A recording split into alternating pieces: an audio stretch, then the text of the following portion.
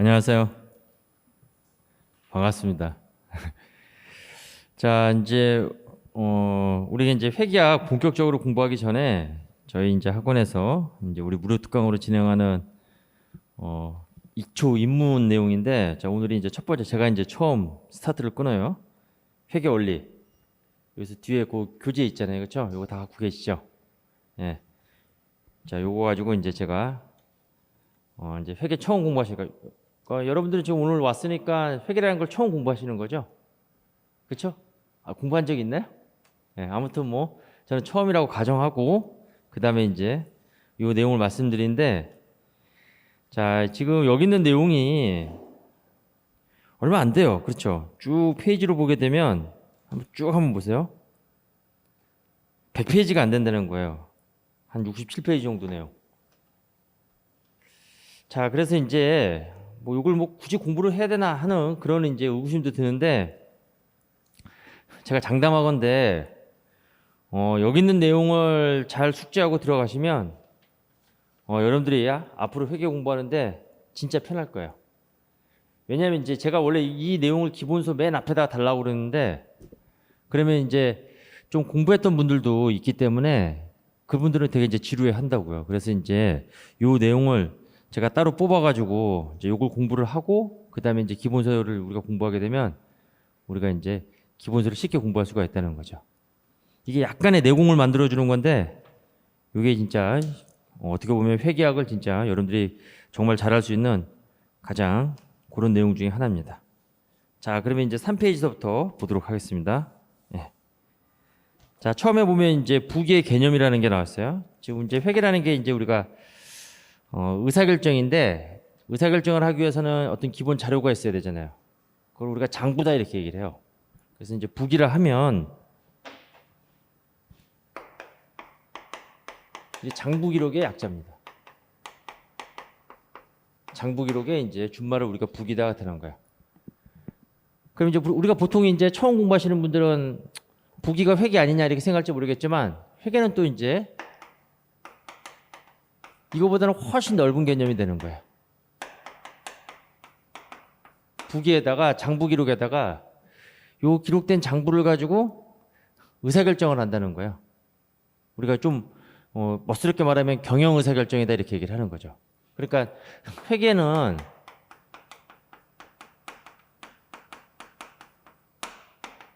의사결정이 들어가게 되는 거다.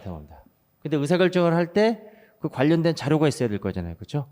그래서 이제 우리가 이제 이 장부를 통해 가지고 그 내용을 가지고 의사결정하는 단계가 회계다.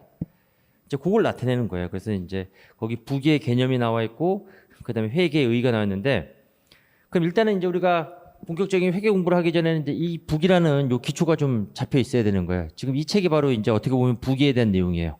예. 자, 그럼 이제 거기 부기의 종류가 나와 있는데, 자, 단식 부기가 있고 우리 복식 부기라는 게 있습니다. 예. 단식 부기가 있고 그 다음에 복식 부기가 있다 합니다. 그러니까 여러분들하고 저하고 이제 이 입문 과정에서 우리가 공부하는 게 바로 이 복식 부기예요. 복식 부기. 즉 장부를 기록하는데, 장부를 기록하는 원리가 있거든요. 방법이 있는데, 단식 부기를 우리가 작성하는 게 아니라, 단식 부기는 회계 모르는 사람도 작성을 하는 거예요. 옛날에 저희 어머니 같은 경우에 가계부 작성했거든요. 날짜 적고 오늘 내가 쓴 금액을, 그렇죠? 영수증 받아가지고 그렇죠? 쓴 금액을 표시를 한 거예요. 그래서 어디에 얼마 썼다는 걸 이렇게 표시를 하는 거잖아요. 단식부기는 그 거래에 대한, 영수증이 있다는 거는 어떤 거래 상대방과 거래를 했다는 얘기잖아요. 그 거래에 대한 결과만을 기록하는 거예요. 이거는 이제 거래에 대한 결과만을 기록한다 그럽니다. 그러니까 이거는 회계를 공부하지 않은 사람도 누구나 다 할 수가 있다는 거예요. 그렇죠? 그런데 우리가 장부에 기록하는 거는 이런 결과만을 기록하는 게 아니라, 우리가 의사결정을 위해서는, 그렇죠? 예, 결과에 대한 정보도 중요하지만 왜 그런 결과가 나왔는지 그 원인에 대한 정보도 중요한 거잖아요. 그렇죠?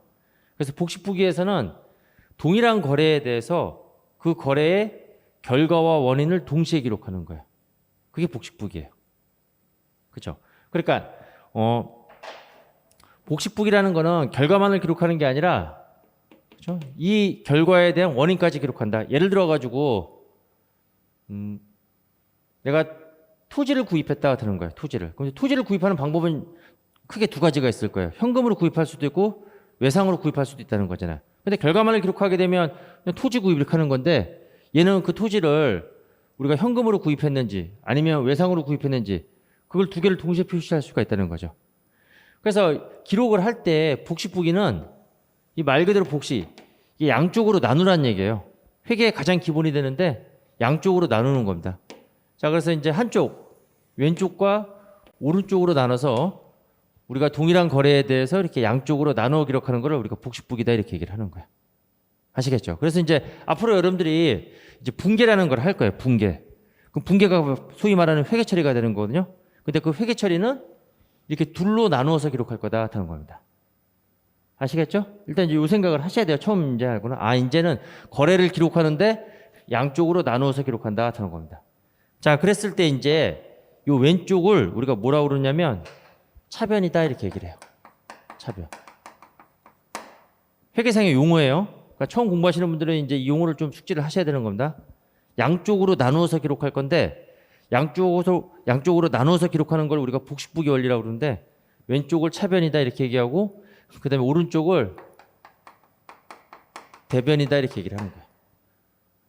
그리고 이거는 두 개의 거래를 이렇게 둘로 나누어서 기록하는 게 아니라 하나의 거래를 둘로 나눈다는 거예요. 그렇죠? 예. 우리가 차변 대변으로 이렇게 구분해 가지고 그렇죠? 하나의 거래가 발생했을 때 그 거래를 기록하는 건데 그 하나의 거래를 양쪽으로 둘로 나누어서 기록하는 게 그게 복식부기다 이렇게 보시면 되는 거예요. 자, 요 개념은 이제 좀 숙지를 해주세요. 예. 자, 그래서 이제 우리가 거기 부기의 종류면 거기 동그라미 2번이 있죠. 복식부기는 거기 한번 밑줄 그어볼게요. 개별 항목의 변동뿐만 아니라 관련된 항목까지도 동시에 기록하는 방법이다 된 겁니다. 그러니까 쉽게 얘기하면 하나의 거래에 대해서 그 거래의 원인과 결과를 동시에 기록한다. 예. 그러면 우리가 정보 이용자한테 정보를 제공할 때도 더 목적적합한 정보를 제공할 수가 있다는 거죠. 이제 그런 취지에서 이제 우리는 복식부기 원리로 장부를 기록하는 거다 이렇게 보시면 되는 겁니다. 자, 그다음에 이제 2번에 보게 되면 이제 회계의 의의가 나와 있는데, 자, 회계는 특정 기업에 대해 관심을 갖고 있는 정보 수요자들에게, 자, 정보 수요자. 이제 나중에 우리가 이제 기본서에 가면 이제 이거 뭐 개념체계에서 이런 것들 다 구체적으로 공부하는 건데 그 정보를 필요로 하는 자잖아요. 회계 정보를 필요로 하는 자. 그럼 그 회계 정보를 필요로 하는 자는 우리가 이제 나중에는 이제 기업을 대상으로 할 거예요. 기업. 그 기업도 이제 기업에서 규모가 제일 큰 이제 주식회사를 대상으로 할 거다 하는 겁니다. 주식회사. 그렇죠? 그러면 요 기업과 관련된 정보를 필요로 하는 사람들이에요. 그래서 이제 우리는 요 기업하고 관련된 사람은 그러니까 정보를 필요로 하는 사람은 다 뭘로 얽혀 있는 사람이냐면 다 돈으로 얽혀 있는 사람이에요. 그래서 그걸 우리가 경제적 이해관계자다 이렇게 얘기를 하는 겁니다. 경제적 이해관계자. 그래서 이제 이 경제적 이해관계자에 대해서도 우리가 이제 나중에 이제 개념체계에서 이제 우리가 정확하게 공부를 할 건데 경제적 이해관계로서 지금 여러분들이 이제 감만 잡으면 이제 대표적으로 뭐가 있냐면 투자자라고 그러죠. 투자자라고 해가지고 가장 대표적인 사람이 바로 뭐예요? 주주죠. 주식을 구입한 자. 예. 저도 이제 여러 기업들에 이제 주식 투자를 하고 있는데 그럼 제 주주가 되는 거잖아요. 그 투자하는 이유가 뭐죠? 돈 벌기 위해서 그런 거죠. 주식 투자해가지고. 어떤 식으로? 그 기업이 이익을 많이 내면 그 이익을 어떻게 해야 돼요? 나눠주잖아요. 그렇죠? 예. 그걸 우리가 뭐라고 그러냐면 배당이다 이렇게 얘기를 하는 거예요. 그러니까 배당이라는 건 뭐냐면 내가 이 기업에 투자를 했거든요. 그럼 투자라는 개념은 뭐냐면 이 기업이 장사를 하는데 그렇죠? 내 대신 하는 거예요. 내 대신. 내가 하는 게 아니라. 그 기업에 있는 경영자들이 하는 거잖아요. 그런데 내가 투자를 한 거죠. 돈을 맡긴 거죠. 그래서 그 돈 날려도 좋으니까 네가 그거 가지고 그 투자 받은 돈 가지고 그거 가지고 뭐 자산 구입해 가지고 장사 잘해 가지고 돈 벌어 가지고 나중에 어떻게 하라는 거예요? 그걸 나한테 돌려달라는 거죠. 분배를 하는 거죠. 내가 투자한 지분 비율만큼. 그래서 벌어들인 이익을 분배하는 걸 우리가 배당이다 이렇게 얘기를 하는 거예요. 또 그런 목적이고 또 무슨 목적이 있을까요? 그 기업이 돈을 많이 벌게 되면 그 기업의 가치가 어떻게 될까요? 올라가게 될 거고 그 기업의 가치는 그 기업이 발행한 주식이 만약에 시장에서 거래된다고 하면 시장에서 어떻게 되는 거예요? 주가가 올라가게 되는 거죠. 그러면 내가 투자했을 때는 100원인데 100원 주고 샀는데 주식이 200원 되면 그때는 우리가 얻을 수 있는 걸 우리가 뭐래요? 시세 차익이다 이렇게 얘기를 하는 거죠. 그래서 경제적 이해관계자의 가장 대표적인 게 투자자인 주주가 있는데 주주는 이 기업을 투자했을 때 그 목적이 뭐냐면 돈 벌기 위해서라는 거예요. 그래서 우리가 배당이라든가 시세 차익을 얻기 위해서 이제 투자를 하는데 그럼 이 기업에 대한 정보가 필요한 거잖아요. 그래서 이 기업이 이러한 정보 이용자한테 정보를 제공을 해야 되는 거예요. 근데 정보를 제공하는데 뭐 기업의 담당자가 주주들한테 전화 걸어서 얘기할 수는 없는 거잖아요. 그렇죠? 그래서 이 기업의 재산 상태를 나타내는 또는 이 기업의 경영 성과를 나타내는 이러한 보고서를 작성해서 주주들한테 또는 이 경제적 이해관계자한테 정보를 제공한다 하는 겁니다. 여기는 뭐 대표적으로 주주뿐만 아니라 누구도 있어요. 채권자. 예를 들어서 은행이 돈 빌려준 거죠. 주주와 채권자의 차이는 아세요? 주주와 채권자는? 둘의 공통점은 뭐냐면 얘한테 자본을 제공하는 거야. 자본. 우리가 자본을 제공한다 이렇게 얘기를 하는데 이 자본이 바로 뭐가 되는 거야? 쉽게 얘기하면 돈이 되는 거죠. 돈. 그러면 자본을 조달해가지고 그 조달된 자본 가지고 뭐야? 얘가 투자를 하죠. 그 투자를 하는 게 바로 자산을 구입해가지고 그 자산을 어떻게 하는 거야? 팔아가지고 돈을 버는 거잖아요. 그게 소위 말하는 영업이잖아요. 그 기업의 영업활동. 자, 그런데 이제 이 둘의 차이 되는 게 뭐냐면 주주는 돈을 맡긴 거예요. 우리가 쉽게 얘기하면 맡긴 거예요. 맡겼다는 거는 내가 돈 맡긴 거에 대해서는 이 기업이 망해가지고 그 돈을 날려도 주주는 그 돈을 받을 수 있다, 받을 수 없다. 받을 수 없다는 거죠. 투자한 거니까, 맡긴 거니까. 채권자는 돈을 맡긴 게 아니라 돈을 빌려준 거예요. 그렇죠? 그러니까 채권자는 기업이 벌어들이는 이익에 대한 권한은 없는 거예요. 주주는 있지만, 주주는 투자자지만, 투자한 거지만 채권자는 빌려준 거잖아요. 그래서 채권자는 어떤 식으로 돈을 빌려주고 그 빌려준 기간이 있겠죠. 그 일정한 기간 동안에 약속된 이자를 받으면 되는 거예요. 그래서 그 기간 동안에 이자를 받고 그다음에 나중에 만기 가서는 돈 빌려준 기간이 종료되는 시점을 우리가 만기다 이렇게 얘기하잖아요. 그럼 거기서 그때 원금을 다시 상환받으면 되는 거죠. 그래서 이제 경제적 이해관계자의 가장 대표적인 자로서 주주하고 채권자가 있다 하는 겁니다. 그런데 이들이 기업이 뭐 하나만 있는 게 아니라 기업이 여러 기업들이 있을 거잖아요. A라는 기업도 있고 뭐 B라는 기업도 있고 C라는 기업도 있고. 그러면 여러분들이 만약에 주주든 채권자가 되든 내가 이제 투자할 기업을 A, B, C를 고를 때 그냥 내가 그냥 뭐 이름 보고 고르는 건 아니잖아요. 그렇죠? 이 기업에서 가장 나한테 효익을 많이 가져다 줄 그런 기업을 고를 거잖아요. 그렇죠? 네. 그럼 이제 이 기업에 대한 뭐예요? 재무 정보가 필요한 거죠. 그러면 이 기업들은 이런 재무 정보를 제공한다는 거죠. 그 재무 정보가 바로 뭐가 되는 거예요? 회계 정보가 되는 거고 그거를 우리가 보고서를 만들어서 작성해요. 그러한 보고서를 우리가 뭐라고 하냐면 재무제표다 이렇게 얘기를 하는 거예요. FS 해가지고 Financial Statement다 하는 겁니다. 그리고 이제 우리가 재무회계에서 공부하는 거는 바로 이 재무제표를 작성하는 원칙에 대해서 공부하는 거다. 그렇게 이해하시면 되는 겁니다. 아시겠죠? 네. 자, 그래서 이제 회계는 이렇게 정보 수용자들에게 그들의 경제적 의사결정, 그 경제적 의사결정의 의미가 바로 뭐예요? 돈과 관련된 거예요. 그렇죠? 예. 그렇죠? 그래서 그런 경제적 의사결정을 하는데 유용한 정보를 제공하는 것을 목적으로 한다. 이렇게 나왔죠. 이 두 문장 아시겠죠? 예. 이거 회계의 정의니까 우리가 공부하는 회계학에 대한 그 회계의 정의는 여러분들이 시험에 나오고 안 나오고를 떠나가지고 정확히 알고 있어야 된다. 하는 겁니다.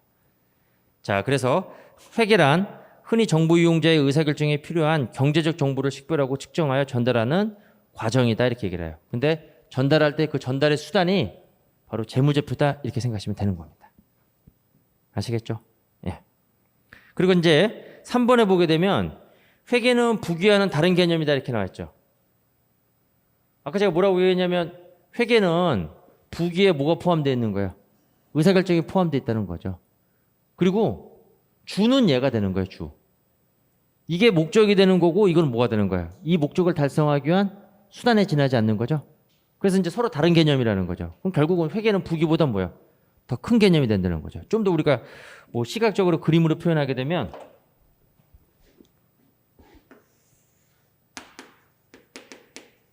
이게 회계라고 하면 그 안에 뭐가 있다는 거야?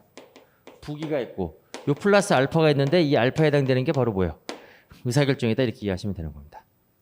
아시겠죠? 네. 자, 그래서 거기에 3번에 회계정보 이용자가 의사결정을 함에 있어서 필요한 정보를 생산하여 제공하는 모든 과정을 말한다. 그래서 이제 의사결정에다 밑줄을 그으면 되는 거예요. 3페이지 하는 겁니다. 자, 그래서 부기에 비해서 회계는 의사결정에 있어서 유용성을 강조하며 의사결정에 대한 유용성을 강조하며 회계정보의 수요 측면을 보다 중요하게 여긴다고 할 수 있다. 이 수요 측면을 보다 중요하게 여긴다는 건 어떤 의미가 될까요? 네. 정보 제공자는 공급자가 되는 거잖아요. 정보의 공급자. 정보 이용자가 바로 정보 수요자. 아까 얘기했던 이런 주주, 채권자 또는 대여금을 빌려서 채권자도 있고 또는 경영자도 여기 해당이 되고 회계정보 필요로 하는 사람들. 그 다음에 회사 종업원에 뭐예요? 종업원들도 우리가 회계정보 필요하고 또는 국가기관도 있을 거잖아요. 국세청도 그렇고 자, 이런 사람들이 바로 뭐가 되는 거야? 정보 수요자가 되는 거잖아요. 그러면 회계정보는 공급자인 요 기업 얘를 중요시하는 게 아니라 물론 이제 얘도 중요시하지만 주로 어디에 초점을 맞추고 있는 거냐면 얘네들한테 초점을 맞추고 있다 하는 겁니다. 자, 그런 의미가 되는 겁니다. 자, 그렇게 해서 이제 우리가 회계의의에 대해서 우리가 이제 공부하는 회계에 대해서 좀 우리가 좀 자세하게 살펴봤고, 자, 회계의 분류가 있습니다. 자, 요거는 이제 우리가 회계를 공부하는 건데 크게 이제 보통 시험과 관련해서 이제 나오는 내용들인데 우리 시험과 관련해서 제가 설명을 드릴게요.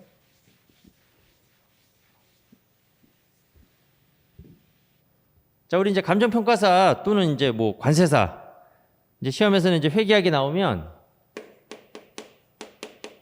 재무회계 파트에서도 문제가 나오고 그 다음에 원가관리회계 파트에서도 문제가 나오고 그 다음에 세무회계도 있어요. 세무회계.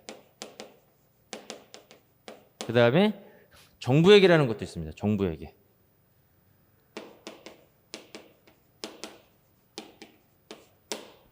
이렇게 해서 이제 크게 이제 4가지 종류가 있어요. 4가지.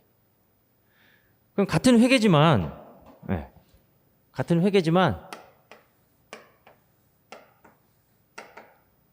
이게 다 명칭이 다르다는 거는 목적이 다르다는 거죠. 또는 이 회계의 기능이 다르다고 얘기할 수가 있는 거잖아요. 그렇죠. 그러면 재무회계는 목적이 뭘까요? 재무회계는 목적이. 재무회계는. 이거는 재무보고서를 작성하는 거예요. 그래서 그 재무보고서를 우리가 재무제표다 이렇게 얘기를 해요. 재무제표. 그래서 우리가 이제 뒤에서 이제 재무제표 공부하겠지만 재무제표의 가장 기본이 되는 게 바로 제가 BS라고 이제 앞으로 이제 표현할 건데 이걸 재무상태표다 이렇게 얘기를 해요. 재무상태표. 그 다음에 IS다 이렇게 얘기할 건데 이거를 포괄손익계산서다 이렇게 얘기를 해요. 포괄손익계산서. 근데 일단 회계원리 단계에서는 이 포괄손익은 제외하고 손익계산서다 이렇게 생각하시면 돼요. 손익계산서. 이제 이걸 작성하는데 이 재무상태표라는 재무보고서하고 포괄손익계산서라는 이 재무보고서를 작성하는 원칙이 있어요. 원칙. 그렇죠? 그 원칙, 그 작성 원칙을 공부하는 게 바로 재무회계예요. 네. 우리 시험에서는 이게 나옵니다. 그렇죠? 그리고 우리 시험에서 문제가 제일 많이 나오는 게 바로 이 재무회계예요. 다른 어떤 시험도 마찬가지예요. 40문제가 나오거든요. 40문제 중에서 30문제가 여기서 나옵니다. 그러니까 여러분들이 회계 공부할 때 제일 공부 많이 하는 게 재무회계가 되는 거예요. 그 다음에 이제 원가관리회계가 있는데 이 원가관리회계는 재무제표 작성 목적이 아니라 이제 이거는 이제 제조기업 같은 경우에 그 제조기업은 원재료를 구입해가지고 제품을 만들잖아요. 그렇죠? 네, 그런 회사들 우리가 이제 제조기업이다 이렇게 얘기해요. 그럼 그거 만들었을 때 그 제품에 들어간 원가를 알아야죠. 예를 들어서 여기 계산기가 있는데 이거 만드는데 투입된 원가가 이게 300원인데 이 원가를 알아야지만 이걸 얼마에 팔지, 그렇죠? 우리가 이익에 대한 어떤 수익에 대한 계획을 세울 거잖아요. 이거 원가도 모르고 이거 10,000원에 팔았어요. 근데 알고 보니까 이거 만드는데 원가가 12,000원이다. 물론 잘 팔겠죠. 상대적으로 다른 기업에 비해서 싸니까. 근데 걔는 팔 때마다 2,000원씩 손해보는 짓을 하고 있는 거예요. 그렇죠? 그러니까 이제 이러한 어떤 경영 의사결정을 하는데 경영 의사결정이 별거 아니에요. 경영이라는 게 장사한다는 거예요. 장사. 요 밑에 있는 뭐 식당들 다 경영활동 하고 있는 거예요. 예. 자기가 하는 고유의 영업활동이 있잖아요. 그걸 우리가 경영활동이다 이렇게 얘기를 하는 거예요. 기업 같은 경우에. 예. 그러면 이제 거기서 만드는 만약에 이제 재화 또는 용역이 있다라고 하면 거기에다 이제 원가를 계산하는 거고 그 원가 정보를 알면 우리가 이제 의사결정을 할 때 그걸 유용하게 써먹을 수가 있는 거잖아요. 이제 그런 회계가 바로 뭐냐면 원가회계 그리고 의사결정하는 게 관리회계다 되는 겁니다. 이제 여기서 10문제가 나와요. 그럼 이제 40문제 나오는데 이게 30문제 10문제니까 나머지에서는 뭐야? 나오지 않는다는 거죠. 그렇죠? 세무회계는 이게 뭐냐면 이거 세법이에요. 세법. 그래서 이제 대표적으로 이제 우리 법인세 같은 경우에는 저희 목적은 뭐냐면 세금 계산하는 거예요. 세금 계산. 그렇죠? 이게 세금 계산이 목적이 되는 거고 정부에게는 우리가 지금 여기서 위에서 대상으로 하는 거 정부에게는 이거는 이제 어떤 측면하고 가까운 거냐면 재무회계 측면에 가까운 거예요. 재무회계. 그러니까 정부에게도 마찬가지로 재무회계 측면에 가깝다는 거는 재무제표 작성 목적이 된다는 거예요. 재무제표. 그런데 우리가 여기서 얘기하고 있는 거는 이건 일반 영리기업을 대상으로 하는 거고 그다음에 정부에게는 이거는 뭐예요? 국가라든가 대한민국 재무제표가 있습니다. 대한민국의 여러 중앙 부처들이 있죠. 그렇죠? 뭐 국방부도 있고 행정안전부도 있고 기재부도 있고 그러나 각각 중앙 부처별로 또 재무제표를 작성을 해야 돼요. 그 중앙 부처 밑에 보면 회계 실체라는 게 있거든요. 예. 그래서 좀 뭐 우리 시험하고 상관없지만 그 중앙 정부 밑에 있는 그 회계 실체에서 재무제표를 작성해 가지고 그걸 합산해 가지고 중앙 부처 재무제표 작성하고 각 중앙 부처별로 재무제표를 다 합치면 그게 대한민국 재무제표가 되는 거예요. 그리고 이런 서울시 또는 경기도 지방자치단체라고 그러잖아요. 그렇죠? 그러한 지방자치단체도 재무제표를 작성을 해야 되는 거예요. 그래서 이러한 국가라든가 또는 중앙부처라든가 지방자치단체회계가 재무제표 작성할 때 그때의 회계 원칙이 바로 정부회계다 되는 거예요. 근데 우리 이제 간평시험과 관련해서는 요거는 관련이 없다 되는 겁니다. 그렇죠? 요거 두 개가 중요하다는 거고 우리 설명회 때도 그 평가사님이 얘기했잖아요. 그죠? 감정평가서 해보니까 무슨 지식이 중요하다고 그랬죠? 회계 지식이 중요하다고 그랬잖아요. 그죠? 회계 지식이. 그죠? 그리고 이제 거기서 이제 간평 우리가 업무하면서도 이제 우리 그 쓰는 회계 지식이 요 바로 재무회계, 원가관리회계 요 내용들이 굉장히 중요할 거다 하는 겁니다. 왜냐하면 가치 평가에 위해서는 이거 작성하는 목적이 뭐냐면 이제 이걸 통해 가지고 우리가 그 기업 가치를 평가할 수가 있다는 거예요. 그렇죠? 그 기업 가치를 평가하는데 도움을 제공하는 그렇죠? 그런 정보를 제공한다는 거죠. 그러니까 당연히 평가라는 직업에서는 이 회계 정보가 굉장히 유용한 겁니다. 아시겠죠? 네. 그 여러분들이 이제 이거 점수 잘 맞기 위해서 전략을 잘 짜야 될 거잖아요. 일단은 몇 점을 맞고 싶으세요? 몇 점 맞고 싶으세요? 예? 40점? 꽈락만 넣으면 된다? 아, 너무 소박한 꿈을 갖고 계시고 그죠? 몇 점 맞추고 싶으세요? 가운데 예? 60점이요? 예. 다 물어보요. 이거 몇 점 맞추고 싶으세요? 꽈락면. 와. 아, 그 꽈락면이라는 거 너무 쉬워요. 그거 뭐 그렇게 그 어렵다고 생각을 하세요. 네. 그냥 수업만 들어도 꽈락면 할 것 같아요. 제가 봤을 때. 네. 제가 이제 목표로 하는 거는 여러분들 목표하고 제 목표하고 굉장히 좀 괴리감이 좀 있는데, 그러니까 물론 이제 제가 목표로 하는 게 어려운 건 쉬운 건 아닐 거예요. 제가 목표로 하는 거는 처음 이제 회계 공부를 오늘 저와 같이 이제 시작하는 과정에서 70점에서 80점을 이제 맞는 걸 목표로 하는 거예요. 네. 좀 요거 얘기 좀 할게요. 이거 전략적으로 좀 중요한 거니까. 근데 이 70점, 80점 맞는 게 이게 이제 쉬울 수도 있고, 그렇죠? 그러니까 쉽다고 얘기하면 또 이제 너무 좀 건방지게 보이니까 어려울 수도 있고 어렵지 않을 수도 있다는 거예요. 자, 그럼 이제 이게 70점, 80점이 되려면 이게 이제 40문제인데 75점이면 30문제 맞춰야 되는 거잖아요. 그렇죠? 여러분들한테 이게 굉장히 이거 너무 이제 고득점이 될 거예요. 이렇게 제가 이제 수업을 목표로 잡아야지만 결국 이제 결과적으로 여러분들의 점수가 60점에서 70점 이렇게 나오게 될 겁니다. 그렇죠? 이게 가장 훌륭한 점수예요. 그렇죠? 그리고 이제 요 꽈락이 요 40점만 넘으면 그러면 이제 뭐 목표 달성하는 분도 있겠죠. 그래서 이제 50점에서 60점 나오면 이거 이제 잘 봤다고 생각을 해요. 네. 아무튼 그런데 이제 저는 가르치는 목표는 이건데 이렇게 가르쳐야지만 여러분들이 이제 수업을 제대로 따라왔다라고 하면 이제 유점수가 나올 거예요. 네. 근데 이제 이게 왜 어렵냐면 자 우리가 이제 봐봐요. 이게 이제 적어도 우리가 뭐 이 점수 획득하려면 25개에서 30개를 득점을 해야 되는 거죠. 그렇죠? 그럼 이제 여러분들은 요 위에 있는 요게 지금 뭐냐면 분자값이에요. 분자값. 25개에서 30개를 획득해야 된다 하는 겁니다. 근데 이제 어렵고 쉽다의 결정은 이제 어디서 나타나는 거냐면 분모에 달려 있어요. 분모. 우리가 이제 회계에서도 이제 이러한 비례값이 나오는데 요 분자는 비교값이 돼요. 요건 다 여러분들 공부해 봤을 거예요. 그리고 이제 분모는 뭐가 되는 거냐면 기준값이 되는 겁니다. 기준값. 그렇죠. 근데 이제 기준을 생각하지 않고 이제 위에 있는 것만 생각하니까 내가 이제 문제를 이걸 몇 개를 맞출 걸 목표로 하는 건데 자, 중요한 거는 40문제가 출제가 되거든요.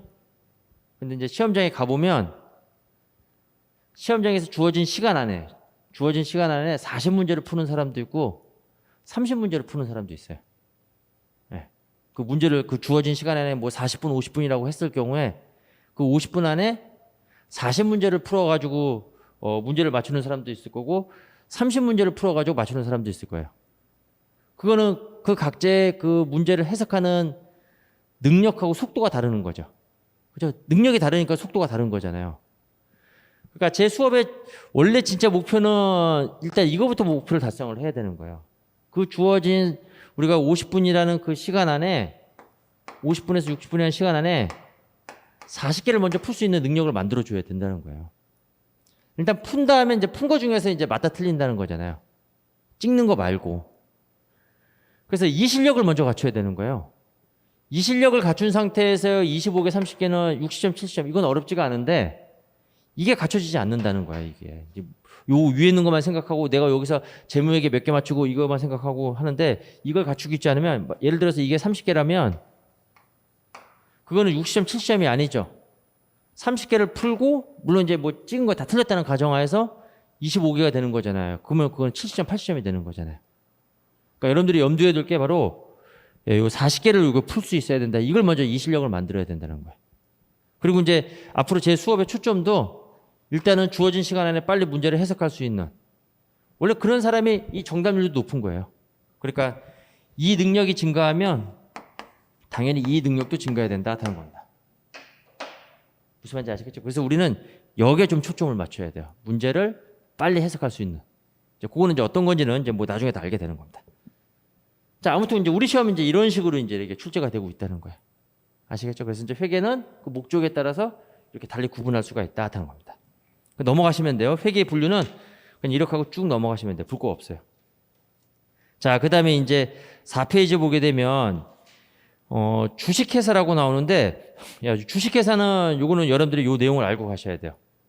왜냐면 이게 회계 원칙에는 이게 이 내용이 나와 있지는 않고 요 주식회사 관련된 내용은 상법과 관련된 내용인데 우리가 지금 재무제표 작성하는데 기업의 재무제표를 작성하잖아요. 그렇죠? 근데 그 기업이 어떤 회사라는 거예요? 주식회사라는 거예요. 주식회사. 그래서 이 주식회사에 우리가 작성하는 이 기업에 대해서 우리가 본질적으로 이게 어떤 성격의 그런 그 조직인지 그걸 알아야지만 여러분들이 전반적인 배경 지식이 증가하는 거예요. 그런 이해도가 높아져야지만 요 40개 이런 거 저 문제 빨리 해석할 수 있는 그런 능력이 생기는 겁니다. 자, 그래서 이제 주식회사에 대해서 한번 설명을 드려볼게요. 뭐 이번 수업의 목적은 뭐 우리가 이제 전반적인 요 복식보기 원리, 그죠? 본격적인 우리 뭐 시험 준비보다는 기초적인 지식을 쌓는 거니까 여러분들 좀 뭐 부담 갖지 말고 좀 들어보세요. 예, 자, 주식회사입니다.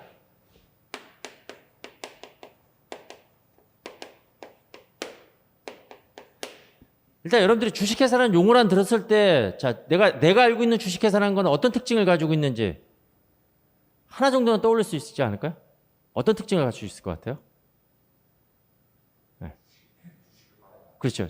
저도 첫 번째 생각한 게 뭐냐면 주식을 발행한다는 거예요. 왜냐면 뭐 회계 공부하지 않은 사람도 주식이라는 건 투자를 해봤을 거니까. 그럼 회사는 주식을 발행하는 목적이 뭐가 될까요? 하나씩 연결해 보면 주식을 발행한다고 했을 때 그 목적이 자금을 조달하기 위해서 그런 거죠. 자금을. 그렇죠. 회사가 장사를 하려면 투자금이 필요한 건데 은행에서 돈 빌려오는 그거는 어려운 일이거든요. 왜냐하면 신용이 있어야 되거든요. 돈을 은행에서 안 빌려줘요. 특히 요즘 같은 세상에서는. 그런데 나한테는 아주 좋은 아이템이 있다는 거야. 근데 투자금이 없는 거야. 이 좋은 아이템을 실현할 수 있는 어떤 이제 내가 자본이 필요한데. 근데 그 좋은 아이템에 관심 있는 분들은 어떻게 되는 거야? 투자를 하겠죠. 그죠? 자기가 투자하고 그거 날리면 자기가 투자한 것만 날리면 되는 거야. 이제 그런 거 우리가 뭐라 그러냐면 주주의 유한 책임이다 이렇게 얘기를 하는 거야. 주식회사가 망했는데 그럼 주식회사에 망했으면 그 관련된 그 빚쟁이들이 막 울 거잖아요. 근데 내가 투자한 금액은 1억인데 회사가 망하면서 빚을 10억을 졌어요. 그걸 다 갚아라. 그러면 누가 투자해요? 아무도 투자하지 않죠. 그걸 다 갚는 책임을 우리가 무슨 책임이라고 그러냐면 무한 책임이다 이렇게 얘기를 하는 거야. 무한 책임의 대표적인 게 뭐죠? 부모 자식 간에도 하지 말아야 될 짓 있잖아요. 보증. 그렇죠? 그 무한 책임이잖아요. 무한 책임. 내가 이 사람을 보증을 했는데 이 사람이 망했다? 그러면 이 사람에 대한 채무까지 내가 다 갚아줘야 되는. 그건 무한 책임. 그런데 주식회사는 무한 책임이 아니라는 거죠. 그렇죠? 이러한 이제 여러 가지 특징들이 있다는 거예요. 자, 그러면 이제 거기 동그라미 1번을 보게 되면 이제 특징 하나씩. 그리고 거기 나와 있는 이 특징의 내용은 주식회사는 이제 이 주식회사와 관련된 법규가 있는데 그게 우리나라의 상법이에요. 상법. 그 상법에 보면 회사편에 이제 규정이 되어 있는데 그 상법에서 이제 주식회사에 대한 이제 특징이라든가 관련된 법규 내용들이 쭉 나와 있는데 이제 그걸 요약해 놓은 겁니다. 그렇죠. 우리가 이제 회계 공부할 때 필요한 내용만. 주권을 발행해서 자본을 조달한다 이렇게 나왔습니다. 그게 빗줄이에요. 회사가 있으면 자, 주식회사 삼성전자. 제가 이제 앞으로 이제 회사 예를 들 때 삼성전자를 예를 들 거예요. 그 이유는 뭐냐면 삼성전자가 우리나라에서 가장 비싼 기업이에요. 주식시장에서 그 기업의 가치를 나타내는 걸 우리가 시가총액이다 이렇게 얘기를 하는데 삼성전자가 가장 시가총액이 높은 기업이에요. 2등하고 차이가 엄청 많이 납니다. 자, 그래서 이제 1등 기업이니까 가장 비싼 기업이니까 이제 얘를 대상으로 해야죠. 그럼 삼성전자가 자금을 조달하려고 그래요. 자금을. 조달의 원천이 두 가지가 있다고 그랬죠. 돈을 빌려오는 게 있다는 거예요. 빌려오는 게. 그렇죠? 자, 그럼 이제 빌려오면 이제 누구한테 은행에서 빌려올 수도 있고 또는 일반 대중한테도 빌려올 수가 있습니다. 자, 요거 이제 뭐 아셔야 돼요. 일반 대중한테 이제 은행으로부터 돈 빌려오는 거죠. 요거는 이제 차입. 이 돈 빌려오는 거 우리가 뭐라고 그러냐면 은행에서 차입한다 이렇게 얘기를 하는 거예요. 그럼 우리가 이제 나중에 회계 공부할 때 차입금이라는 개정 과목이 나오거든요. 이제 그걸 우리가 부채라고 그래요. 부채 하면 생각나는 게 뭐가 있어요? 회계 공부하지 않아도. 좋은 거예요, 나쁜 거예요, 일단은. 부채 많으면 좋은 겁니까? 나쁜 거죠, 뭐. 이거 부채 없는 게 좋잖아요. 빚이에요, 빚. 쉽게 얘기하면. 그렇죠? 남의 돈. 자, 그러면 이제 은행으로부터 이렇게 차입해 오죠? 그래서 자금을 조달하는 거예요. 그리고 일반 대중으로부터, 여기 일반 대중은 뭐 개인도 될 수도 있고 다른 기업도 될 수가 있습니다. 또 얘네들한테 돈을 빌려올 수가 있어요. 얘네들한테 돈을 빌릴 때는 어떻게 하는 거예요? 하나의 약속 증서를 써주는 거예요. 우리 돈 빌릴 때 우리 뭐 차용 증서 쓰잖아요. 그렇죠? 기업도 일반 대중한테 직접 빌려오는 거죠. 직접 빌려올 때는 그때는 약속 증서를 쓰는데 내가 언제까지 돈을 빌릴 거고 그 기간 동안에 이자를 얼마 줄 거고 그러한 다 계약을 맺는 거예요. 우리 돈 빌릴 때도 우리 계약해야 되는 거잖아요. 그래가지고 돈 빌릴 때 계약 대표적인 게 뭐예요? 기간. 예를 들어서 3년. 그 기간 동안에 또 뭐예요? 이자 줘야 되죠? 그럼 이자 결정하고 뭐 매년도 얼마씩 이자 10%다 뭐 20%다. 그 다음에 만기에 가서 원금 상환하는 거잖아요. 그러한 이런 계약 조건이 담겨져 있는 증서를 발행해요. 그걸 우리가 뭐라고 그러냐면 사채다 이렇게 얘기를 해요. 회사가 발행하는 사채를 회사채, 국가나 공기업이 공공단체가 발행하는 사채를 우리가 국공채다 이렇게 얘기를 하는 거잖아요. 돈 빌려오는 거예요, 그게. 그렇죠? 사채 발행을 통해 가지고. 그 은행에서 빌려온 차입금도 회사 입장에서 봤을 때는 부채. 그다음에 일반 대중에서 이렇게 사채 발행해서 돈 빌려오죠? 이것도 회사 입장에서는 뭐가 되는 거예요? 부채. 그럼 요거에 대한 회계 처리를 다 우리가 공부를 할 거예요. 그리고 이제 뭐 나중에 공부하면 알겠지만, 그렇죠? 뭐 요 사채 관련된 요 회계 처리가 이게 이제 항상 시험에 나오게 되는 겁니다. 그렇죠? 이제 이런 종류들을 알아야죠. 이제 우리가 나중에 이제 구체적으로 공부할 거야. 자, 이런 것들은 이제 빌려와 가지고 나중에 갚아야 되는 거예요. 그러니까 여기서 빌려온 돈은 얘가 뭘로 계상할까요? 부채로 계상한다. 근데 부채. 그죠?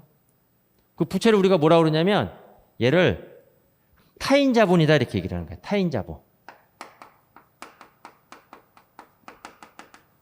일단 자본이라는 개념은 회계 처음 공부하시는 분은 그냥 돈이라고 생각하시면 돼요. 그럼 회사가 남한테 빌려온 거죠. 그죠? 그러면 거기에 대해서는 이제 어떻게 되는 거예요? 나중에 갚아야 될 의무가 있는 거죠? 부채하면 떠올라야 되는 게 바로 의무가 되는 거예요. 의무. 그렇죠? 부채는 갚아야 된다. 자, 그런데 이제 여기 주주라는 사람도 있어요. 주주. 물론 이제 이 주주는 개인도 될 수도 있고 또 이제 다른 기업이 될 수도 있는 거예요. 자, 얘네들도 이렇게 이제 자금을 이렇게 조달을 하는데 주주로부터.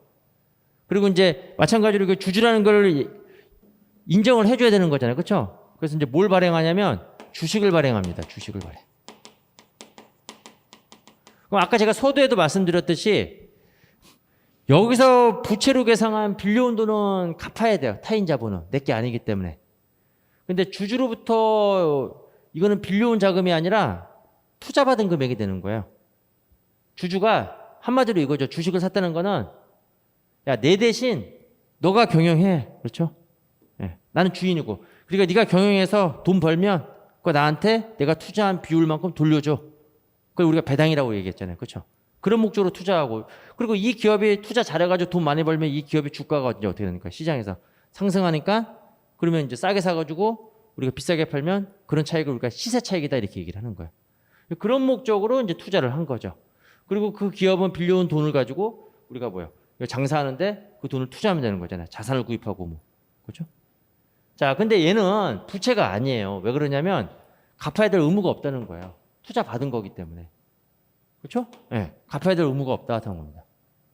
그 어떻게 보면 좀 우리가 이제 확대해서 보면 여러분들이 오늘 회계학 수업을 듣기 위해서 여기에 시간과 비용을 투자를 한 거잖아요. 그렇죠? 예. 네. 그러면 저는 여러분들 주주라고 생각해요. 왜냐면 저는 또 여러분들 통해 가지고 그렇죠? 경제적인 어떤 돈벌이를 하게 되는 거잖아요. 예. 네. 여러분들을 주주로 생각하고 제가 가르친다는 거예요. 근데 여러분들이 시험에 만약에 여기 있는 사람 그리고 만약 떨어졌다. 그럼 여러분들이 야, 너 때문에 떨어졌잖아 라고 했을 때 제가 책임을 져요? 책임을 안 져요? 책임을 안 진다는 거죠. 그런 의무는 없다는 거죠. 그렇죠? 여러분들 갑자기 수업을 들으면 안 되겠다는 그런 생각이 듭니까? 예. 네. 그러니까 주주 같은 경우에는 기업 같은 경우에는 주주에 대한 의무는 없다는 거예요. 그런데 위에 있는 여기 돈 빌려준 사람한테는 어떻게 되는 거야? 그거는 의무가 생긴다는 거죠. 그런 개념의 차이가 있는 거예요. 그렇죠? 그래서 이걸 우리가 뭐라고 하냐면 부채라고 하지 않고 의무가 아니에요. 이거는 자본이다 이렇게 얘기를 해요. 자본. 나중에 또 자세히 설명하지만. 그리고 이제 이 자본을 우리가 뭐라고 얘기하냐면 자기 자본이다 이렇게 얘기를 해요. 제가 이 노란색으로 써주는 건 뭐냐면 나중에 이제 여러분들이 이제 공부하다 보면 저런 용어들이 나온다는 거예요. 근데 저런 용어를 처음 들으면 뭐 아무 생각이 안 나겠죠. 아무튼 뭐 추상적으로 뭐 자본이라고 하면 돈밖에 생각하는데 타인 자본이라는 거는 부채라고 생각하시면 되고 자기 자본이라는 거는 그냥 자본이다 이렇게 생각하시면 되는 겁니다. 아시겠죠? 예. 네. 그리고 이거는 회사 입장에서 갚아야 되는 거고 이건 갚을 필요가 없고 그리고 이제 주식회사는 이렇게 자금을 조달할 때 돈 빌려오는 게 쉽지 않다라고 그랬잖아요. 그렇죠? 근데 주식을 발행하면 우리가 자금 조달이 용이할 수가 있다 하는 겁니다. 그런 의미가 되는 거예요. 네. 자, 그럼 2번은 주식회사는 경영활동을 통해서 얻은 이익을 주주들에게 분배하는데 이를 배당이라고 이렇게 한다. 자, 그럼 이제 봤어요. 자, 주식회사가 이제 이렇게 이제 자금을 조달을 했죠. 요 조달된 자본 가지고 요 자본에는 이제 타인 자본도 있고 자기 자본이 있어요. 기업이 이제 경영 활동을 해야 되는 거잖아요. 장사를 해야 된다는 거죠. 예. 경영 활동하기 위해서는 기업이 하는 경영 활동에 필요한 자산을 구입해야 되겠죠. 자산. 삼성전자 같은 경우에는 경영 활동하기 위해서는 어떻게 해야 되는 거예요? 자기가 필요한 뭐예요? 반도체 제품을 만드는 그런 원재료를 구입해야 되는 거고, 그리고 제가 이제 좀 더 쉽게 얘기하기 위해서는 제 마지막 꿈이 뭐냐면 맥주집을, 멋있는 맥주집을 크게 하는 게 제 마지막 꿈이거든요. 제 노후의 꿈은. 거기서 이제 맥주집 열면서 이제 먹고 싶을 때 먹으면서 제 인생을 즐기는 게 꿈인데, 진짜예요, 진짜. 나중에 합격하면 놀러 오세요. 10년 후에 10년은 아니고 10년 안에 이런 건데, 그럼 이제 맥주 가게를 이제 운영한다는 걸 이제 제가 예를 들게요. 그럼 이제 제가 제 돈 가지고 이제 맥주 가게 하면 그건 자본이에요, 자본. 친구들이 저한테 또 돈을 투자한다라고 하면 그건 자본이 되는 거고, 그리고 자금이 모자라서 제가 은행 가서 빌려오게 되면 그건 이제 부채가 되는 거죠. 그럼 그거 가지고 제가 장사하려면, 이제 맥주 가게 하려면 일단은 뭐 건물 하나 있어야 되는 거잖아요. 그럼 건물은 빌릴 수도 있고 구입할 수도 있는 거고. 근데 거기에 필요한 뭐예요? 이런 뭐 냉장고라든가 또는 뭐 이런 여러 비품들, 뭐 에어컨이라든가 그런 거 구입해야 되겠죠. 그리고 더더욱 중요한 거 뭐예요? 맥주를 구입해야 되겠죠. 그렇죠? 그리고 구입해가지고 이제 어떻게 하는 거예요? 그 판매를 하겠죠. 그 판매하면 어떻게 되는 거예요? 수익이 발생하겠죠. 근데 맥주를 100원 주고 구입해가지고 그걸 200원에 판매해요. 그럼 200원을 우리가 수익이라고 얘기하고, 그 수익을 벌기 위해서 쓴 돈이 얼마가 되는 거예요? 100원이 되는 거죠? 그걸 우리는 뭐라고 그래요? 그걸 비용이다 이렇게 얘기를 하는 겁니다. 그래서 그 수익과 비용을 기록하는 게 바로 뭐가 되는 거예요? 그게 경영성과가 되는 거고, 그리고 내가 이렇게 이제 돈을 벌면서 내 재산이 증가하게 되는 거잖아요. 그렇죠? 그걸 우리는 재산 상태다 이렇게 얘기를 하는 거야. 그걸 구분해서 표시하는 거예요. 항상 우리가 어디 투자를 하거나 돈을 빌려줄 때 그 상대방한테 어떤 경제적 이해관계를 우리가 얻기 위해서는 그 상대방의 어떤 정보가 필요하냐면 재산 상태와 경영 성과가 필요한 거예요. 네. 경제적인 의사결정을 위해서는. 이게 얼마나 중요한데요. 좀 더 제가 좀 뭐 비유를 좀 한다 그러면, 자, 여러분들이 이제 나중에 결혼을 한다. 그럼 이제 상대방 배우자에 대해서 이제 알아봐야 될 거잖아요. 일단 가장 먼저 관심을 갖는 게 바로 뭐냐면, 가장 먼저 관심 있는 건 일단 이거겠죠. 그렇죠? 예. 네. 그 다음에 마음이겠죠. 그 사람이 갖고 있는 마음. 아닌가요? 제 주관적이니까 그냥 한 귀로 듣고 한 귀로 올리세요. 일단 얼굴이 궁금하죠. 외모가. 그게 이제 마음에 들면 그 사람이 갖고 있는 심성. 그런데 나중에 결혼해 보면 다들 뭐라 그래요? 그게 중요하지 않다 하는 겁니다. 뭐가 중요해요? 상대방의 경제적인 능력. 그게 중요하다는 거예요. 아, 그래요. 저를 너무 그런 눈으로 보지 마시고. 자, 그러면 이제 일단은 소개팅 나가가지고, 아, 외모 마음에 들었다? 그리고 마음에 든다. 그리고 이제 마지막으로 이제 그때 이제 어느 정도 이제 좀 분위기가 서로 이제 알고 이렇게 막 하면 그때 이제 뭐 물어보기 시작하는 거예요. 1년에 얼마 버냐? 뭘 물어보는 거죠? 여러분들 안 궁금하세요? 되게 순진하네. 1년에 얼마 궁금한데 물어보는 거예요. 그게 바로 뭐예요? 경영성과. 이제 의사결정을 해야 되잖아요. 의사결정, 중요한 의사결정. 내가 이 사람을 선택할 것인지 말 것인지. 자, 그러면 이제 경영성과를 물어보는 거예요. 소개팅 나가서 경영성과 물어보는 게 뭐예요? 연봉이죠, 연봉. 안 궁금해요? 제 와이프는 나중에 너 나 뭘 보고 결혼했냐 제가 물어보니까 제가 돈을 엄청 잘 벌 것 같아서 그래서 결혼했다고 그랬어요. 지금은 이제 속았다고 막 그러는데, 예. 이게 궁금한 이게 경영성과. 그렇죠? 연봉. 나중에 마음에 들면 그냥 뻥치세요, 그냥. 그렇죠? 뭐 연봉 1,000만 원 번다 하더라도 1억 번다고 하세요. 예. 뭐 나중에 뭐 제가 뭐 책임지는 아니니까 일단 마음에 든다라고 하면, 왜냐면 이게 중요하거든요. 물어봤어요. 1년에 얼마 버냐고 물어봤는데 120만 원 번대요. 여러분들 갑자기 순간적으로 미간이 확 찌푸러지죠? 그냥 듣고 나왔어요. 분위기 좀 이상하네. 그렇잖아요. 아, 다 마음에 드는데 120만 원 번다라고 했을 때 지금까지 마음에 들었던 외모와 그 사람의 그 인성, 착한 마음이 다 어떻게 돼요? 바로 사라져요. 안녕히 가세요 이렇게 일어날 줄 모른다는 거예요. 봐봐요. 외모 마음에 들었고 인성 마음에 들었고 의사결정이잖아요. 경영 의사결정. 그런데 물어봤어요. 경영성과 딱 물어봤는데 한 달에 120만 원도 열받아 죽겠는데 1년에 120만 원. 봐봐. 머릿속에 있던 외모, 인성 다 어떻게 돼요? 그냥 사라져요. 중요한 정보라는 거죠. 여러분들 의사결정에 영향을 미치는 정보. 회계에서는 그거를 유의적인 정보, 중요한 정보다 이렇게 얘기를 하는 거예요. 기분이 확 상했어요. 이제 가려고 그래. 이제 더 이상 내가 이제 여기 있을 곳이 아니다. 가려고 하는데 마지막 질문 하나 더 던져요. 뭐가 있냐면 재무 상태. 이걸 재산 상태다 이렇게 얘기를 하는 거야. 일어나면서 이제 120만 원 소리 듣고 이제 슬슬 일어나면서 그럼 혹시 가진 건 얼마예요? 이렇게 딱 툭 던졌어요. 그런데 재산이 1조래요. 그러면 일어나서 가실 거예요? 아니면 다시 앉아 있을 거예요? 이게 뭐가 중요해? 1조면 여러분들 1조라는 숫자 본 적 있어요? 공이 몇 개인지? 한번 보여드릴까요? 삼성전자 같은 경우에는 재무제표 보면 다 조 단위잖아요. 네.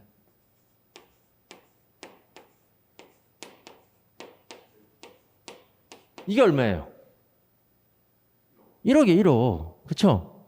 돈도 많이 벌어야지만, 그쵸? 숫자도 많이 쓸 수가 있어요. 이게 1억이에요. 자, 1억, 10억, 100억, 1000억, 1조. 이렇게 되는 거잖아요. 이게 1조예요, 1조. 자, 이게 뭐 중요해, 이게. 봐봐요. 이걸 듣는 순간에, 아까 내가 중요한 의사결정, 이제 집에 가자라는 의사결정을 했을 때, 이게 다시 어떻게 돼요? 머릿속에서 지워졌죠? 다시 앉아야겠지. 아니, 무조건 잡아야 돼요, 1조면. 왜냐면, 이거 은행에 놓으면, 요즘에 은행금리 뭐 얼마 한다, 2% 한다고 해도 0.02. 그럼 몇 개만 지워지는 거야? 2개만 지워져요. 그쵸? 2개만. 그러면, 10억, 100억. 1년에 이자 수익만 2%만 받아도 100억인데요? 이게 뭐가 중요해? 그렇죠? 이 사람이 농담한 거야, 그냥. 봐봐, 이게 중요하다는 거잖아요. 네. 그러니까 여러분들이 여기 있는 얘네들 있잖아요, 정보 수요자들, 그렇죠? 다 뭐예요? 돈하고 관련돼 있죠? 그걸 뭐라고 표현해요? 경제적인 의사결정을 한다는 거죠? 그럼 경제적인 의사결정할 때 얘네들이 제일 관심 있는 게 바로 뭐예요? 두 눈 시퍼렇게 뜨고, 시퍼렇게 떠야 되니까 파란색으로 해야겠다. 그렇죠? 두 눈 시퍼렇게 뜨고 관심 있는 게 경영성과 재무상태표. 그래서 이걸 작성하는 보고서를 만드는 거예요. 예? IS 그리고 이걸 BS. 그런데 이런 보고서를 만드는데 이걸 기업 마음대로 임의대로 막 만든다? 그러면 얘네들이 거짓말 쳐서 만들게 되면 이 투자자들이 다 큰 손해를 보는 거잖아요. 그러니까 어떻게 해야 돼요? 신뢰성 있게 우리가 만들기 위해서는 원칙을 정해야 되는 거잖아요. 그 회계 원칙이고, 여러분들이 재무회계에서 배우는 회계 원칙은 전 세계 모든 국가의 그 기업들이 적용하는 회계 원칙이 통일화됐어요. 그 회계 원칙을 우리가 국제 회계 기준이다 이렇게 얘기하고, 그 국제 회계 기준을 우리나라가 채택했다고 해서 그걸 우리가 한국이 채택한 국제 회계 기준이다 이렇게 얘기를 하는 겁니다. 아시겠죠? 네. 그러니까 여러분들은 인생을 살면서, 그쵸? 인생을 진짜 행복하게 살려면 회계 정보를 아셔야 돼요. 야, 너 진짜 이런 것만 얘기하고 너 진짜 인간 됨됨이가 너 돈만 밝히는구나. 예, 저는 돈 밝힙니다. 그렇죠? 돈 밝히는데 그걸 뭐 제가 불법으로 편취하거나 그런 건 아니에요. 예. 아, 돈 싫어하는 사람이 있어요? 예. 물론 내 인생의 목적이 돈은 아니지만 그 인생의 목적을 이루기 위해서는 돈이 필요해요. 돈 싫어하십니까? 제가 얘기했잖아요. 제일 주의해야 될 사람이 뭐예요? 자기 살면서 돈에 관심 없다고 한 사람. 자기네. 그 놈이 제일 돈 밝힌 놈이에요. 어떻게 보면. 예. 그러니까 우리가 정확한 판단을 하기 위해서 그런 거예요. 정확한. 그죠? 내가 사기를 안 당하고 살면서 사기 당하면, 제가 이제 제 업무하면서 제 그 거래처 사장님들도 진짜 열심히 해서 자수성가해가지고 돈 많이 벌었는데 사기 당해가지고, 그렇죠? 자살하신 분도 있어요. 자살하신 분. 이거 진짜 슬픈 얘기인데 지금 제가 이렇게 뭐 함부로 얘기할 수도 없는 건데, 그 사람이 왜 자살하냐면 이런 지식이 없는 거예요. 이런 지식이 진짜 회계 원리가 많은 그런 지식이 있어도, 왜냐하면 자기가 투자하면 회계를 가지고 있는 분들은 자기가 내가 어디에 투자한다라고 하면 거기에 대해서 확인을 해봐요. 왜냐면 확인할 수 있는 능력이 있으니까, 회계 지식이 있으니까. 근데 그런 분들은 아무 회계 지식이 없으니까 사람 믿고 투자하는 거야, 사람 믿고. 제가 말했잖아요. 결혼할 때 외모하고 인성 가지고 그거 믿고 결혼하면 물론 이제 좋을 수도 있죠. 좋을 수도 있는데 결혼이라는 거는 쭉 평생 가는 거죠. 평생. 그러기 위해서는 이런 경제적인 이런 의사결정을 정확하게 판단할 수 있는 능력이 있어야지만 그 결혼 생활에 행복하게 되는 겁니다. 돈 밝히는 게 아니라. 그죠? 그분도 그렇게 일을 열심히 해가지고 돈 많이 벌어가지고 순식간에 다 사기당했다? 네, 그분이, 그죠? 자기가 투자한 거에 대한 약간의 회계지식만 있었으면 절대 투자 안 하죠. 네. 차라리 나한테 물어봤으면. 근데 뭐, 그죠? 뭐 그런 결혼을 보고 나중에 알게 된 건데. 중요하다는 거예요. 네. 무슨 얘기에 이렇게 흥분하고 있지? 자, 그 다음에 3번에 주식은 소액, 다수의 증권으로 분할되어 발행되기 때문에 주식회사는 대규모 자본을 쉽게 조달할 수가 있다 이렇게 했어요. 봐봐요. 내가 이 자금이 필요한데 100억이 필요해요. 은행에서 돈 빌리는데 뭐 갑자기 가가지고 100억 빌려달라. 그러면 은행 빌려줘요, 안 빌려줘요? 절대로 안 빌려줘요. 뭐 은행이 뭐 걔가 가지고 있는 아이템이 좋은지 아닌지 그거는 뭐 상관없어요. 걔가 가지고 있는 그 담보가 그게 중요한 거예요. 담보가. 그러니까 100억 빌리기가 힘들다는 거예요. 그런데 주주한테 주식을 발행하면 자 내가 100억을 빌리는데 뭐 100억 숫자 너무 크니까 자 100원을 빌리는데 예, 한 주를 발행하면 그 한 주 산 사람은 100원을 투자해야 되는 거잖아요. 주식을 근데 막 쪼개면 되는 거잖아요. 100원이 없어 사람들이. 자 주머니에 1원밖에 없어요. 그럼 주식을 몇 주를 발행하면 되는 거예요? 10주를 발행하면 되는 거잖아요. 그리고 한 주를 발행하면서 1원을 조달하면 되는 거잖아요. 그러니까 주식은 이렇게 대규모로 이렇게 자금을 조달할 때 얘는 분할할 수가 있기 때문에 대규모의 자금을 어떻게 하는 거예요? 쉽게 조달할 수가 있다는 거예요. 이 사람이 100원이 없지만 그렇죠? 내가 가지고 있는 게 10원이다. 그러면 내가 주식을 10주로 쪼개면 되는 거잖아요. 10주로 쪼개면 10주면 10원이 되는 거잖아요. 우리 소위 말하는 뭐 십시일반이라는 거 있잖아요. 십시일반. 그러니까 여러 사람들한테 뭐예요? 주식을 분할해가지고 발행하게 되면 대규모의 자금을 쉽게 조달할 수가 있다 하는 겁니다. 그런 장점이 있다는 거예요. 아시겠죠? 4번에 출자자인 주주는 출자자가 바로 이걸 나타낸 거예요. 출자자, 주주를 투자자를 나타내는 거예요. 자신의 주식을 제3자에게 매도할 수 있으며 다른 주주에게 추가적으로 주식을 매입할 수 있다. 이제 보통 우리 이제 주식시장이라는 거 들어봤잖아요. 주식시장. 그래서 이제 9시 되면 주식시장 딱 문 열고 이제 3시 반 되면 문 닫잖아요. 매일매일. 그래서 우리나라 같은 경우에 이러한 기업들의 주식이 공식적으로 거래되는 시장이 있어요. 그래서 그 시장에 이 기업들이 등록을 해야 되고 그걸 우리가 상장이다 이렇게 얘기해요. 거기 등록된 주식들은 그 해당 시장에서 공식적으로 거래되는 거예요. 중개 매매인은 누굴 통해 가지고 보통 증권회사를 통해 가지고. 그래서 우리나라에는 크게 두 가지 시장이 있습니다. 코스피라는 시장이 있고 여기는 대형주들 위주로 상장을 하고 그다음에 기술주 위주의 코스닥이라는 시장이 있어요. 그렇죠? 다 이거 다 미국 베껴온 거예요. 미국에는 이거 관련된 거 대형주 뭐가 있어요? 다우라는 시장이 있죠. 그리고 이런 기술주 중심 뭐가 있어요? 나스닥이라는 데가 있잖아요. 나스닥. 그렇죠? 이게 따온 거예요. 코스피, 그다음에 코스닥. 일본은 니케이, 자스닥 뭐 이렇잖아요. 네. 자, 이게 이제 바로 주식 시장이고 요 공식화된 시장에 등록이 돼 있으면 그런 주식들을 우리는 뭐라고 그런다? 상장 주식이다 이렇게 얘기를 하는 거예요. 상장 주식. 그렇죠? 이런 공식화된 주식 시장에 등록되어 있는 거. 물론 미국 주식 시장에도 등록되어 있으면 그게 뭐가 되는 거야? 상장 주식이 되는 거고 여기에 등록되어 있지 않으면 그런 주식을 우리가 뭐라고 그러는 거예요? 비상장 주식이다 이렇게 얘기를 하는 거야. 그럼 우리나라 기업들도 이렇게 주식 시장에 등록되어 있는 그런 기업들도 있고 그렇지 않은 기업들도 있잖아요. 그렇죠? 그래서 보통 이렇게 등록되어 있는 기업들은 지분이 분산이 돼요. 지분이.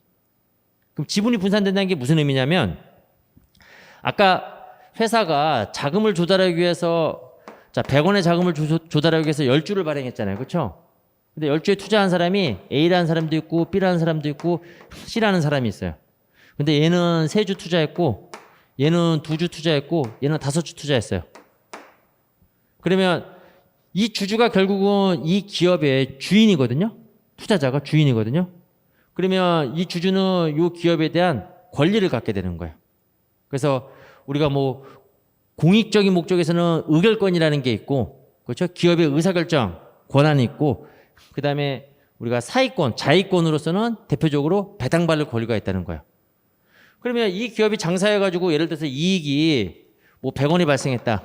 그럼 이 이익을 다 나눠주는 걸 우리가 뭐예요? 주주한테 나눠준 걸 뭐라고 얘기하죠?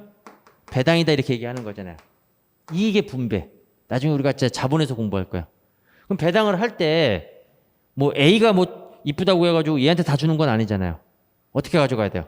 자기가 투자한 지분 비율에 따라서 가져가는 거예요. 그럼 총 10주를 발행해가지고 3주, 2주, 3주, 2주, 5주 가지고 있다 그러면 뭐예요? 지분율이 30%, 20%, 50%가 되는 거예요.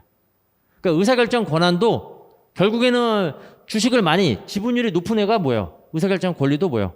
더 높게 되는 거죠. 아시겠죠? 네. 그러니까 이렇게 이제 이렇게 지분을 갖게 되는 거예요. 그래서 보통 이렇게 상장 주식은 이런 지분들이 분산되어 있어요. 이재용 회장님 몇 프로 갖고 있을 것 같아요? 삼성전자 주식 한 50%? 무슨 50%예요? 많이 가져봤자 뭐 한 2% 정도밖에 안 될걸요? 예. 근데 비상장 주식 같은 경우에는 얘는 이제 이거 그러니까 상장을 하기 위해서는 이 상장 요건이라는 게 있어요. 근데 비상장 주식은 이런 것도 있죠. 우리가 오너기업이라고 들어봤죠. 오너기업. 경영자가 그 기업의 주인이 된다는 거예요. 원래 오너는 주주고, 원래 주식회사의 가장 큰 특징이 뭐냐면 여기도 나와 있지만 소유와 경영이 분리되어 있다 이렇게 얘기를 해요. 그러니까 미국에 있는 기업들은 이 투자자하고 즉 주주하고 경영자가 분리가 되어 있다고 그러는 거예요. 경영은 누가 하냐면 여기 이사들이 하는 거잖아요. 이사들이 모이면 이사회에서 경영 의사결정을 하는 거고, 요거는 이제 주인인 주주가 되는 거잖아요. 그렇죠? 그럼 얘네들은 소유주가 되는 거고, 여기는 경영자가 되는 거잖아요. 경영자. 주식회사의 가장 큰 특징이 바로 뭐예요? 소유와 경영이 분리되어 있다는 거예요. 근데 이제 우리나라 기업은 기업 특성상 대기업들이 지금은 이제 뭐 지분이 분산되지만, 지금은 분산되긴 하지만 이 대기업인 주요 주주가 경영을 하고 있다는 거예요. 그런 기업을 우리가 뭐라고 그러는 거예요? 오너 기업이다 이렇게 얘기를 하는 거죠.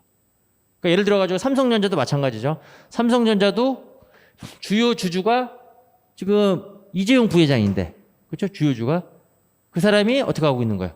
경영자가 되고 있는 거잖아요. 그렇죠? 그러니까 어떻게 보면 오너 경영이다 이렇게 얘기를 할 수가 있는 거죠. 예, 그 오너 경영은 나쁘다는 게 아니라 장점도 있고 단점도 있어요. 다 장단점이 있는 겁니다. 예. 그런데 우리나라 이제 기업 특성상 이렇게 이제 오너 기업들 해가지고 여러분들이 주주가 뭐 경영하는 거 아닌가 그렇게 생각할지 모르겠지만, 우리가 이제 얘기하고 있는 주식회사의 가장 큰 특징은 이 소유자와 경영자는 어떻게 됐다? 분리되어 있다 이렇게 생각하시면 돼요. 그러니까 이런 경영자를 우리가 뭐라고 그러는 거예요? 전문 경영인 이렇게 얘기를 하는 겁니다. 아시겠죠? 네. 그러니까 이런 지식들이 있어야지만 여러분들이 이제 빨리 이해를 할 수가 있는 거예요. 자, 그리고 이제 5번에 보게 되면 주식회사의 특징까지만 하고 잠깐 쉬도록 할게요. 지루하세요? 네. 주식회사 특징까지 할게요. 요거 자를 수는 없잖아요, 이거. 네. 자, 5번에 주식회사는 법인격을 갖춘 독립된 실체이다 이렇게 놨어요. 우리 이제 보통 법인격 해가지고 자연적으로 인격을 가지면 자연인이다. 보통 우리 일반 개인이죠. 우리는 법인이 아니잖아요. 자연인이잖아요. 그런데 이런 기업들을 얘네들이 하나의 인격체를 부여하는 거예요. 어디서? 법에서 부여한다. 그래서 이걸 우리가 법인격이다 얘기하고, 이런 기업들을 우리가 법인이다 이렇게 얘기를 하는 거잖아요. 그렇죠? 그럼 법인격을 부여받으면 우리가 공부하는 회계와 관련해서는 어떤 특징이 있냐면, 자, 삼성전자가 토지를 구입했다.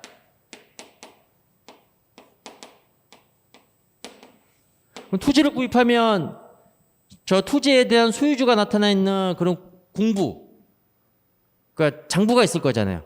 가장 대표적인 게 바로 이제 등기부 등본이잖아요. 등기부 등본. 등기부 등본 갑구에 보게 되면 소유주가 있고, 뭐 을구에 보면 뭐 다른 권리자들이 이제 거기 있잖아요. 뭐 저당권 있으면 저당권자 이렇게 적혀 있는데, 그럼 삼성전자가 토지를 구입했을 때 저 토지의 소유자는 누가 될 거냐 그렇다는 거예요. 만약에 삼성전자가 이게 법인격이 없다라고 하면 그때는 이 토지의 소유자는 누가 되는 거예요? 주주가 되는 거예요. 주주. 여기 있는 개인들이. 근데 이 법인의 이 토지의 등기부 등본을 보게 되면 거기에 주주인 뭐 예를 들어서 뭐 이재용 등 이렇게 있는 게 아니라 어떻게 있게 되는 거야? 주식회사 삼성전자 이렇게 되는 거죠. 그러니까 법인격을 부여하게 되면 이 법인이, 이 회사가 바로 뭐가 되는 거야? 거래 행위에 대한 주체가 되는 거고 그 거래를 기록하는 회계 실체가 된다. 그걸 나타내는 겁니다. 아시겠죠? 예, 그런 의미가 되는 거예요. 자, 그 다음에 6번에 주식회사의 기관은 주주총회, 이사회, 감사회로 구성되어 있다. 자, 그럼 이제 회사가 어떤 기능을 수행을 해야 되는 거잖아요. 쉽게 얘기해 보면 우리 사람인 개인도 그렇죠? 예, 기능을 수행한다는 거예요. 뭐가 있어요? 머리가 있고 팔이 있고 다리가 있고 그걸 우리가 이제 우리 사람 인체의 기관이다 이렇게 얘기하잖아요. 심장도 있고 그렇게 얘기하거든요. 예. 그럼 기업도 마찬가지예요. 기업이 일정한 목적을 달성하고 여기서 말하는 이제 주식회사는 이제 우리 영리기업 그렇죠? 이러한 영리를 추구하기 위해서 그걸 우리가 하나의 조직단인데 그 조직 단위에 기관들이 있어야 될 거잖아요. 어떤 기능을 수행하는 그렇죠? 크게 뭐가 있다는 거예요. 이사회. 이사회가 하는 일이 뭐죠? 저 기업의 경영의사결정하는 거예요. 경영의사결정.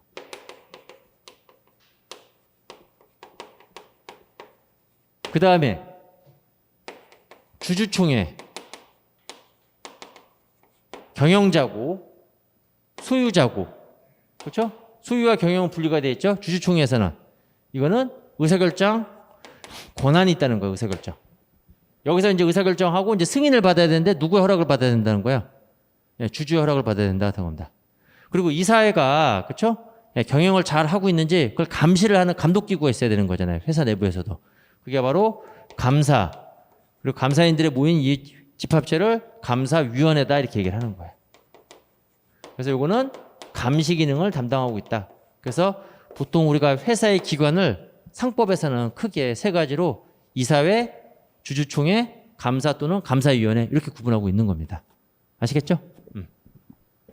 자, 그래서 그 내용이 설명되어 있고 그 다음에 7번에 얘기했던 주식회사는 소유와 경영이 분리되어 있다 이렇게 나와 있고 8번에 아까 얘기했듯이 만약에 주주가 무한 책임을 진다라고 하면 아무도 뭐예요?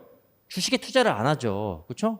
네, 회사가 언제 망할지 모르는데 그 망했을 때 그 채무를 내가 다 부담해야 되는 거 말이 안 되는 거잖아요. 그래서 주식회사의 주주는 무슨 책임을 진다? 유한 책임을 진다 한 겁니다. 제 증권계좌에 보게 되면 이렇게 이름도 까먹었어요.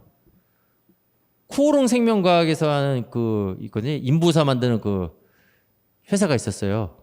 네. 그런데 이제 그 인부사가 뭐 진짜냐 가짜냐 해가지고 상장됐다가 상장 폐지됐어요. 제 주식회사 계좌에 남아 있어요. 그 주식. 그렇죠? 그 뭐 지금 금액은 이제 0으로 딱 떴죠. 비만 기록만 남아 있어요. 그럼 내가 투자한 금액만 어떻게 되는 거야? 다 날린 거죠. 제가 한 400만 원 투자했는데 지금 이제 손실률 99.1% 돼 있고 지금 상장 폐지는 안 돼 있고 지금 거래 정지돼 있거든요. 예. 그러니까 그 회사가 망해도 그렇죠? 그 회사가 망하면 안 되는데 근데 그 회사가 망해도 예. 내가 투자한 금액만 날리는 거예요. 그걸 우리가 주주의 무슨 책임이다? 유한 책임이다 이렇게 얘기를 하는 거야. 자, 여기가 이제 가장 대표적인 주식회사의 특징이고 이러한 특징을 잘 알고 있어야지만 결국 회계라는 게 이 주식회사가 거래 상대방하고 이 주인공이 얘거든요. 얘가 기록하는 거거든요. 얘가. 그 요 상대방인 요 거래 상대방과 이 거래를 기록하는 게 우리가 회계가 되는 거잖아요. 그렇죠? 거래를 기록하는데 이 당사자인 이 주식회사가 어떤 특징을 가지고 있는지 얘가 어떤 건지 그걸 잘 모르면 그걸 잘 이해가 안 되는 거죠. 그렇죠? 그래서 이제 우리가 주식회사를 잘 이해하기 위해서는 최소한 요 8가지는 여러분들이 이해를 하면 되는 거지 이걸 가지고 시험에 내지는 않아요. 예. 우리가 시험 공부하는 거는 기본서 할 때 그때부터 이제 제가 이제 이게 시험에 나온다 안 나온다 이렇게 어떤 식으로 나온다 이렇게 얘기 드리는 거고 요거는 우리가 이제 그러한 시험 문제를 잘 풀기 위한 우리 이해 과정이다 이렇게 생각하시면 되는 겁니다.